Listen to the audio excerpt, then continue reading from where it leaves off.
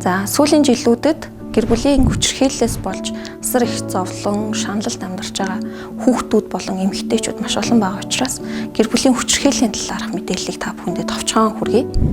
Зарим кейсүүдээс харахад одоо гэр бүлийн хүчирхийллийн талаар зөвлөгөө авахар хандсан хүмүүсийн хамгийн багадаа 3 жилийн хугацаанд гэр бүлийн хүчирхийлэлд амьдарсан, хамгийн ихдээ 25 хүртэл жилд гэр бүлийн хүчирхийлэлд амьдарсан юм кейсүүд байдаг бодит амьдрал дээр. Тэгэхээр яагаад ийм асар удаан хугацаанд гэр бүлийн хүчирхийлэлд амьдарч байгаа вэ гэдэг асуулт гарч ирдэг. Тэгэхээр гэр бүлийн хүчирхийлэлд өртөж байгаа хохирогчд маань өөрөө би гэр бүлийн хүчирхийлэлд өртөж гинэ гэдгийг мэддэггүй, хаана хандаж тусламж авахаа мэддэггүй учраас энэ удаан хугацаагаар одоо хүчирхийлэлд байх тохиолдол байна гэсэн одоо зүйлүүд гарч ирдэг. Тэгэхээр та өөрийгөө гэр бүлийн хүчирхийлэлд өртөж гинэ гэдгийг дараах 5 асуултанд хариулж одоо үзээрэй.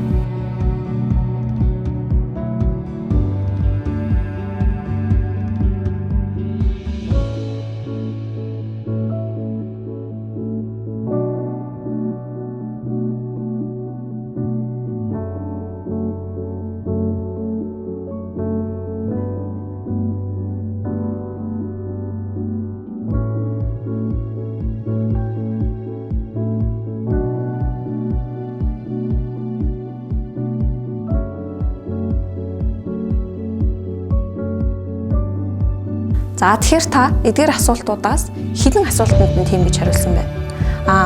Эдгээр асуултуудын 3 болон түүнээс дээш асуултанд тийм гэж хариулсан бол та гэр бүлийн хүчирхийлэлд өртөж байх магадлал маш өндөр гэсэн үг. За эдгээр асуултуудаас гадна одоо гэр бүлийн хүчирхийллийн 4 хэлбэр байдаг. За хамгийн нэгдүгээрт нь буюу сэтгэл санааны хүчирхийлэл. Энд ямар шинж тэмдгүүд илэрдэг вэ гэхээр таныг маш их доромжлох, бусад хүмүүсийн өмнө бутаанд доромжлох, дорд үзэх, байнга одоо занал хийлэх, айлганд сүрдүүлэх, бусад хүмүүстэй харилцаа холбоог чинь хязгаарлаж дандаа хяналт тавьж байгаа энэ тохиолдлууд бол сэтгэл санааны хүчирхийлэл юм. Сэтгэл санааны хүчирхийлэл нь хүний харах, сонсох, мэдрэхүүгээр дамжуулаад байнгын хүний сэтгцийн процесст одоо дарамтыг үзүүлждэг. Байнгын түгшүүр, байнгын айдсыг бий болгож идэг. Тэгэхээр сэтгцийн хувьд хамгийн ноцтой төрлийн хүчирхийлэл гэсэн. За дараагийн нэг төрлийн хүчирхийлэл маань болохоор эдийн засгийн хүчирхийлэл. За бусад төрлийн хүчирхийллээ бодоход илүү зорилготойгоор санаатаагаар үлдэгддэг. Энэ нь яаж илэрдэг вэ гэхээр хамгийн нэгдүгüүрт нь таныг ажиллах, орлого олох энэ боломжуудыг чинь хязгаарладаг. Энэ боломжуудыг хязгаарлаж зөвхөн өөрийнхөө иргэшээлд байх зорилгоор одоо ажлаас нь зориуд хоцроох, зориуд таслуулах, бусад хүмүүстэй харилцаагаа чинь хязгаарлах, гаргахгүй байх те. За өдөр тутмын хэрэгцээн дээр захиран зарцуулах одоо мөнгө болон санхүүгийн дэмжлэгийг үзүүлэхгүй байх гэх мэтчлэн зүйлүүд энд ордог байна. За дараагийнх нь болохоор бие махбодын хүчирхийлэл. Таны биед одоо алгадах, өш өглөх гэх мэтчлэнгээр биед чинь санаатаа хүрж байгаа энэ үйлдэлүүд бол бие махбодын хүчирхийлэлд ордог байгаа. За хамгийн сүүлийнх нь бол бэлгийн хүчирхийлэл байдаг. Дийлэнх нийгмийн дунд ямар хандлага байдаг вэ гэхээр эрэгтэй эмэгтэй хүмүүсийн дунд, гэр бүлийн дунд бэлгийн хүчирхийлэл гэж юу гэдэг юм бэ гэж нийт хүмүүсийн дунд ийм хандлага байдаг.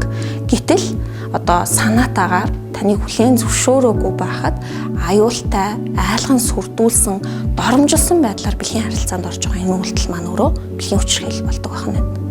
Тэгэхээр эдгээр шинж тэмдгүүдээс танд аль нь илэрч байна вэ? Эдгээр шинж тэмдгүүдээс танд илэрч байгаа бол та гэр бүлийн хүчирхийлэлд өртсөн байх магадлал маш өндөр гэсэн үг. Гэр бүлийн хүчирхийллээс гарах хамгийн ихний алхам бол өөрийгөө хүчирхийлэлд байна гэдгийг тань мэдэх нэмж болно.